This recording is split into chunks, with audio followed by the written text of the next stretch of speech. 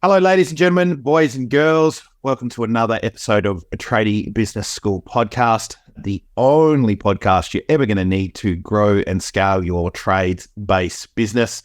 I'm joined here with the wonderful Bryan Santos.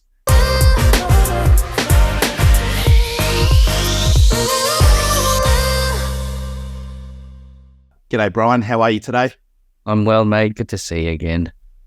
Excellent. Always a pleasure having you here with me today. And we are going to talk about a little bit of mindset stuff today, something that's been coming up with our clients and people that we talk to, our prospects, is often they are focusing on what they don't have as opposed to focusing on what we want. And I often refer to this as the difference between abundant thinking versus scarcity or lack mindset thinking. So I'd love to get your take on it and what you're seeing and hearing out there and the reason why we're here to talk about this today. Yeah, I guess so, across the board. So not just in the trade space, not even just in the business owner space. I think a lot of what's happening in the economy, the way the markets are, the way the interest rates are, et cetera, is kind of, there's a lot of, and rightly so, some negative and fearful thinking out there, right? And so what that tends to trigger in all the conversations that I've been having or have been hearing is... Use your word, Bryan. It's okay. We're all friends. Yeah. I'll get it out. It's usually about what they don't have, what we don't have, right? And geez, I don't have enough money, or I don't have enough staff to kind of get to the next stage in my business. I can't find staff. Can't find staff. 8 million people in Australia, but I can't find anyone. Yeah. All that sort of stuff, and to a degree, what you're saying is can be factually correct, right? I can't find good stuff, but it's also a limiting way of saying things, and probably from a mindset or psychological perspective, it's kind of cementing what you're saying. So if you say what when you say something, it usually comes your reality, and that sounds like airy fairy and woo woo stuff. But for me, I really value what actually comes out of my mouth, not in terms of what I tell people, but what I tell myself. So if I say that it's hard, I limit myself from saying those words, because then I believe it, not someone else. I believe it. If I say it's hard to find good stuff, then I believe it. And so, sometimes the language that you use can actually dictate how you think and how you think. Oh, I don't think it's a sometimes thing. I think it is an always thing. And it is one of it is the reason I'm so hot on language, and something that we've both acquired over years of working with people is, listening to the honest truth that's coming out. Now, they often say alcohol brings out the truth in people, but unconscious thinking also does too. When people are just in flow and they're just talking to you about their problems and they're not trying to prescribe what their pain points are or whatever. They're just in general discussion, that's how we, run most discussions in our coaching calls and, sales discussions and those things. It's always about just creating a conversation, really, and you're right, like language is so important. If you haven't seen The Matrix, you should watch it because the whole programming thing that goes on in our minds, the language is kind of the mirror of what's already deep inside of us. That language is the program that's running every time we think about something. And I always challenge people to think more than just surface level. Like, and this is the problem I see all the time, is like somebody says, oh, this thing is hard. And it's like, well, okay, let's literally dig into that. What makes it hard? It's hard to get sales, or it's hard to pick up the phone and call somebody. And it's like, okay, what actually makes it hard? Like, what's physically stopping you from doing the thing, right? And this is what we often refer to as the work, that people don't want to do because they don't want to go deep inside and be vulnerable, and vulnerability is the truest sign of strength. But I see this all the time, right? It's like, oh, it's really hard to make sales. Well, why? Oh, because I'm reliant on the other person, right? That's the first, as soon as that comes out of my head, it's like, okay, rather than worried about being reliant on the other person, how about we fix your sales process? Because, while it's not possible to close, well, look, it is possible to close 100% of people. You get all the equations right, but you actually don't want to do that, which is a whole other podcasts, right? Why don't you want to close 100% of your deals? So hopefully the team notes that and puts it in our list. But, this is one of those things that, right, if we can improve your sales, would it be hard? Oh, no. Okay, cool. So what actually makes sales hard, or what actually makes finding people hard? What I love is when people say to me, oh, finding good people is hard. And it's like, okay, when did you put a job ad up? Oh, I haven't yet. And it's like, well, how do you know it's hard? Oh, that's what everybody in the industry is telling me, and we make these decisions and we create these statements and we inherit this language, this programming language into our minds. And then something becomes hard, not because I've tested it and I've decided that it's hard. It's hard because somebody else has told me it's hard. And I feel like that's even worse. Yeah. Yep. And it's actually a good point, because a lot of the opinions that we have or people have in general are actually opinions of others that we've just made, said that they're our own opinions as well. But that's for another topic. Well, I mean, there's an old story, right? And there's probably various versions of this. I heard it from a mentor of mine years ago. It was a daughter and her mum always cut the end of the roast off the roast before they put it in the oven. And the daughter says to the mum, why do we cut the ends of the roast off before we put it in to cook it? And she was like, I don't know. It's just something your nan always did. But now I'm curious. So let's ring your nan. And they get on the phone to nan, and nan's like, Nan, why do we cut the end of the roast off, or whatever it was they were cooking, before we put put it in the oven to cook it? And nan goes, oh, I used to have to do that 30 years ago when the ovens were really tiny. You couldn't fit a whole roast in there. So we've inherited this program because the behaviour's been role modeled. That's how. And all of a sudden, we're in a completely different environment where we don't need to do the same thing that our parents did, or our boss did, or the company we worked for did.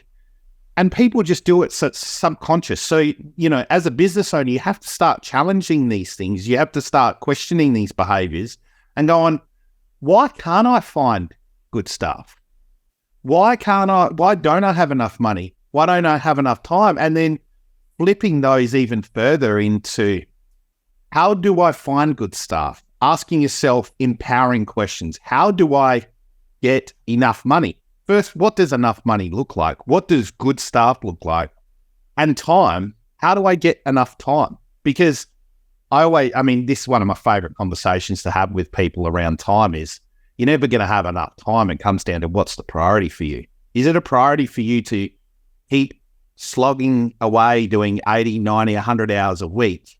Or is it a priority for you to build a business that is systemized and process-driven, that doesn't need you for any more than 20 or 30 hours a week, or at all? Ultimately, that's our goal for a lot of people, is building a business that is completely autonomous and doesn't require us. And we just get to go there and show up and be the dancing puppet out the front of the stage. So, yeah. And so what about in terms of, for those who are listening, if they're finding that, things are hard, and now after this discussion that we're having here, they're going, okay, yeah, I actually do say that quite a lot, either out loud or I say that in my head, I can't find good stuff. I can't, find good clients. I'm always taking, what's the first, what are the steps to kind of A, recognize that, and B, kind of move forward? Well, I always say that sunlight's the best disinfectant, right? So awareness is the key. If you don't know, you don't know, right? So I'm hoping that, and part of the reason we do these podcasts, right, is to bring awareness to things, right? Yeah. So you've got to be really, first and foremost, listening to what's coming out of your own mouth. If you're a passenger in your body, if you're not present in what you're doing and what you're saying, then you're never going to fix it, right? Like, you can't, how can you? Because you don't know that there's something, it's not necessarily a problem, right? Like, it's just, you've got to have that awareness to question first, is this how I want to be? Am I happy with the results that I'm getting? So my question always is going to be that prompts people, like, are you happy with the results that you're getting? If we were to break it down on a scale of 1 to 10, 1 being I'm terribly disappointed with the results that I'm getting, and 10 being I'm overwhelmed with joy and I wouldn't change a thing. Like, I find that most people are never, actually often they're down the lower end of that spectrum, and it's like, okay, cool. So you want to keep doing the same things that, the old adage, doing the same thing over and over again and expecting a different outcome is the definition of insanity, right? But we see so many clients do it because, number one, they don't know what they don't know. They don't know how to change it. So if you were to do that check-in with yourself on all the results that you're getting, your employees, the money that you've got in the bank, the time that you've got, the lifestyle you've got, and it's not a 10 out of 10, then the first question is, okay, what do I need to do to change this? Because that then empowers you to go looking for solutions, whether that's listening to podcasts like this or it's working with us as a coaching client, that sort of thing. These are all things that then become in your control, So focus on what you want. Do you want more time? Do you want more money? Do you want more employees? Do you want good employees? Because if you do, then you can start asking questions as to how do you find those people, right? Correct. How do you find more time? How do you find more money? But when you are focused on what you don't have, I can't get more people because I don't have enough money. Okay, cool. Like the solution is in the question and the answer, like you can find the next stage. Like, I need more employees. Like if you start, you can go back to the lack or scarcity mindset. I can't find the staff that I need. Okay, cool. Why? I will always keep asking why till we hit rock bottom and we've got nowhere else to go. And it's like, okay, cool. Now we've got a solid foundation we can build up. So why can't you find good staff? Because I'm not advertising. Okay, well, that's a problem in itself. Or, let's battle test it to the point where I've advertised for 6 months, because I've heard these stories too. I've been advertising for 6 or 12 months and nobody wants to work and everybody's just lapping up the handouts from the government, blah, blah, blah, blah, blah, right? Cool, okay.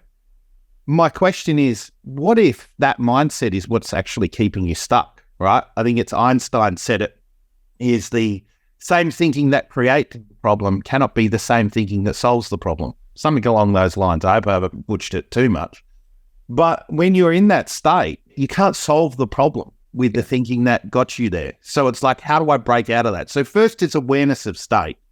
What do I have a problem here? Do I want to solve it? Am I happy with the results? If the answers are no's to any one or all of those, then what do you need to do to change it? How can I is a much more empowering question rather than why is. Yeah. Why is this happening to me? Is disempowering rather than going, how can I change this? Because the solutions and and we've got cognitive bias, right? Like if somebody just bought themselves a Toyota Hilux, or let's use a less popular car, I don't know, XYZ car out there, in a bright yellow color. They've never seen it before and they're like, that's going to stand out, right? As soon as you buy that car, and everybody's going to, be aware of this. As soon as you buy that car, there's like every second man and his dog's got that car. Or you buy a new shirt or a jumper, right? And it's like, look at this, it's a one-off. Like, I've never seen this anywhere else. You go out the next weekend to town, guess what? Every Tom, Dick and Harry's got one and you're like, oh, wow, now I'm just a sheep. Like, it's the same thing here. Like, when you're asking these questions, how can you fix them? It creates a different cognitive awareness, right? The fact of the matter is, in that example I just used before, those shirts and those cars, they've always been there. It's just you didn't have the cognitive awareness. Awareness is what we need here. So I think, they're the things that, they're the first stages, awareness, and then it's just changing to empowering questions. And back to what you said right at the start of the episode, Brian, is that being aware of that language. Start listening to yourself. Start journaling. Like if you struggle to listen to yourself live, write it down, read it back, and then go. You'll be amazed at just how enlightening that is. And people, I was very resistant to journaling for a long time, and there's a whole trauma backstory that goes around with a girl, not even a girlfriend, a girl I liked back in high school. I wrote her a letter and it was passed around a bus, crushed me, devastated me, and I never wanted to write another feeling or emotion down in my life. So it took me 20 years to heal that trauma and get to the point where I could journal. But this is the thing. What's the story you're telling yourself right now? Have awareness around that story. And guess what? You're the author. You get to rewrite the story, you get to rewrite the script. So I love it. Beautiful. I think we've chewed up a bit of time now, Brian. Have you got any final thoughts? I feel like I went off on a bit of a rant and a tangent there, but that's I hope it's helpful. Yeah, hopefully for those of you who are listening can get some benefit from this, and maybe you need to listen to this a couple of times, because it is kind of an abstract kind of topic, in the sense that it's not like okay, here are the steps to do X, Y, and Z. This is more about being aware of yourself. And that's the first thing, is being aware, like you said, have an understanding of how you think, how you speak to yourself, and how you verbally, speak it as well. Because without the awareness, it's hard for you to even, how do you fix something that you're not aware of? Awareness, so that we can understand, and then shifting from, once we are aware of how we're thinking and how we're behaving and how we're speaking to ourselves, only then can we start to go, okay, let's change our language to something different. How can I solve this situation? If I'm saying to myself, I'm realizing after journaling, or realizing I'm saying, throughout the day, man, this is so hard, or I can't find this, or I can't do this, or, it's always hard. If you recognize that, then you can shift to, how can I? If you can, if one of those limiting thoughts that you have is about, I can't find good stuff that can stay and then when you put that, how can I, then it focuses you on solution-based thinking and actually on what you want. Yeah. So it's just a mindset shift, I think, is it, when I say just, but it's such a key, part of, I think, your future success in your business and probably your life too. I think in my final closing point here, right, and I have so many, but this is a learned skill, right? You have to remember you've had 15, 20, 30, 50 years of practice and your mind going the other way, right? It's taken me a long time. And the thing is, you've got to be kind and compassionate to yourself first and foremost. When people have this light bulb moment, they're completely in control of their lives, and all the decisions that they've made have led to the situations that they're in now. It's really confronting, because it's like you go through all what would I have done if I'd known better, right? So you have to be compassionate for yourself there and then and go, okay, I didn't know any better. I didn't know what I didn't know back then. I did the very best that I could with the skills, knowledge, and experience that I had. But now it's about practicing and building the awareness every single day and catching yourself and forgiving yourself for being stuck on and focused on that scarcity side of things, that disempowered state of, why is this happening to me? Or why did that happen? Or why did that person do that thing? Like, rather flipping that and practicing flipping that, going, okay, that person did a thing. What's my responsibility in this? What can I do? How can I change it? When you ask those empowering questions, it changes the weight of the situation. It lightens the load and allows you to take some control back when you feel like your world's spinning out of control. So I think that's all for me now, Brian. Another cracking podcast. I can talk about this stuff forever. I love the mindset stuff. So I appreciate you suggesting this as a topic. Pleasure. And on that note, I'll sign off. For any of you people out there, lovely listeners of ours, lovely watchers, if you're seeing this on YouTube or one of the other platforms, please don't forget to like, share, subscribe. Definitely share it with somebody, even if you don't like the button, don't hit the like button, and share it with somebody that needs to change, needs that bit of a shift and that awareness. It'll be that not so subtle nudge in the right direction. So, and if you need any help, please don't hesitate to email us at hello@tradiebusinessschool.com, and we'll be more than happy to have a chat. But that's all for me. Bye for now, and I'll see you on the next one, Brian. See you then. Cheers.